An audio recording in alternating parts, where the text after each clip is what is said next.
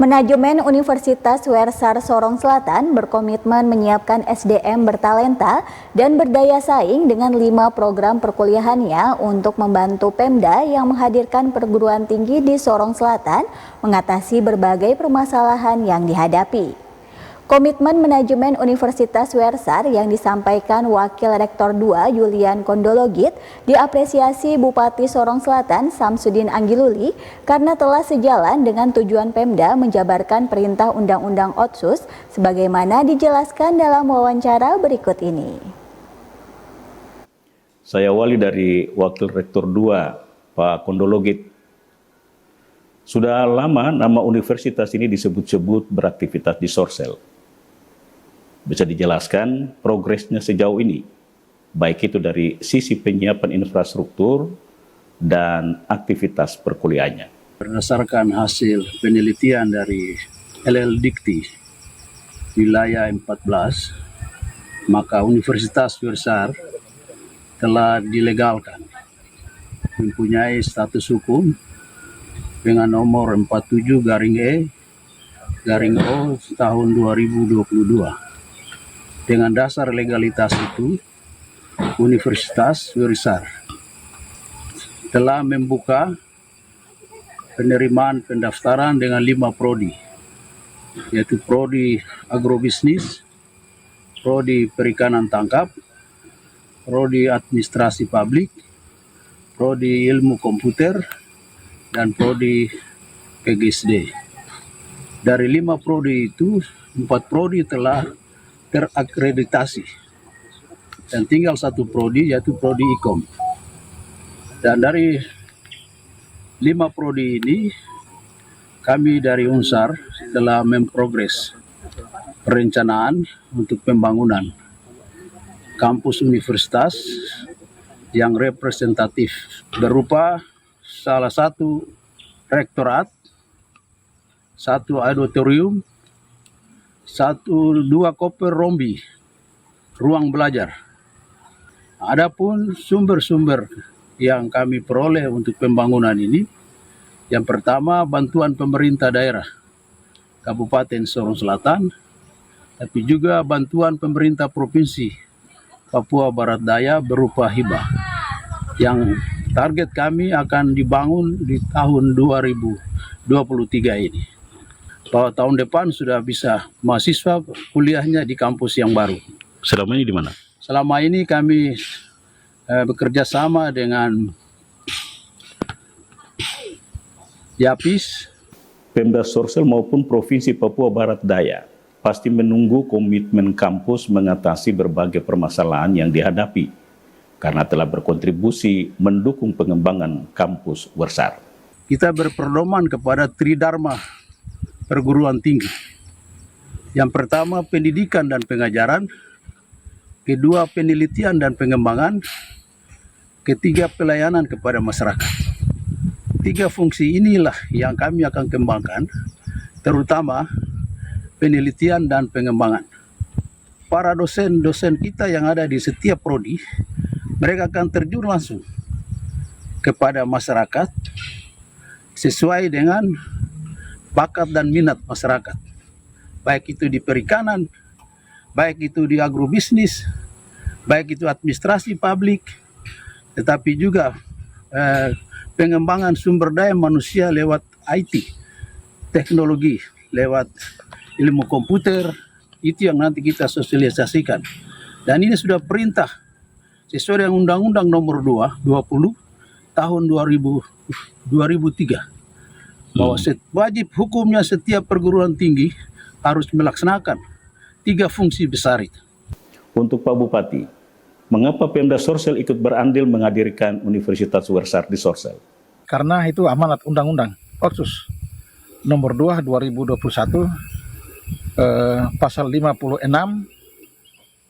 ayat 6 bagian A, B, C itu mewajibkan kepada pemerintah provinsi, pemerintah kabupaten dan kota itu wajib, ya, wajib hukumnya untuk pemerintah daerah menyelenggarakan pendidikan dari sampai dengan jenjang perguruan tinggi bagi orang asli Papua. Ya, kemudian ayat bagian A itu menerangkan bahwa pemerintah daerah harus bertanggung jawab terhadap sarana prasarana. Bagian B itu menegaskan juga di situ terkait dengan pemerintah daerah harus menyediakan tenaga pendidik dan tenaga kependidikan itu untuk dosen dan guru-guru. Kemudian dia punya ayat atau ya ayat yang ke C itu terkait dengan kesejahteraan dan keamanan dari tenaga-tenaga pendidik, tenaga-tenaga pendidikan yang ada di pendidikan sampai dengan perguruan tinggi. Kebetulan di Sorong Selatan ini ada perguruan tinggi yang namanya Universitas Werisar. Ini sudah mendapatkan izin operasional dari Kementerian Pendidikan, Riset dan Teknologi Republik Indonesia nomor 47 2021. Maka pendidikan ini sudah jalan ya. Kampus ini sudah jalan, bahkan kami mendapat laporan dari rektor maupun manajemen dari Universitas Werisar. Kampus Universitas Werisar ini sudah 4 program studinya itu agribisnis, perikanan tangkap, PGSD dan juga ADM itu sudah terakreditasi B. Dan 2 hari yang lalu kami juga sudah mendapat laporan kunjungan juga dari LL Dikti untuk melakukan monitoring dan evaluasi terhadap kerja-kerja yang sudah disampaikan oleh perguruan tinggi tersebut, dan ini apresiasi yang luar biasa kepada Universitas Werisar. Ya, Universitas Werisar dan semua sudah disampaikan kemarin untuk bagaimana kita akan menjadi perguruan tinggi swasta yang ada di Sorong Selatan atau yang ada di Sorong Raya ini, dia menjadi akreditasi kelembagaannya adalah hasil monitoring yang kemarin. Dan mereka lebih mentitik beratkan kepada SPMI, kemudian juga data-data dukungnya itu adalah IQ 1.2, kemudian 2.2.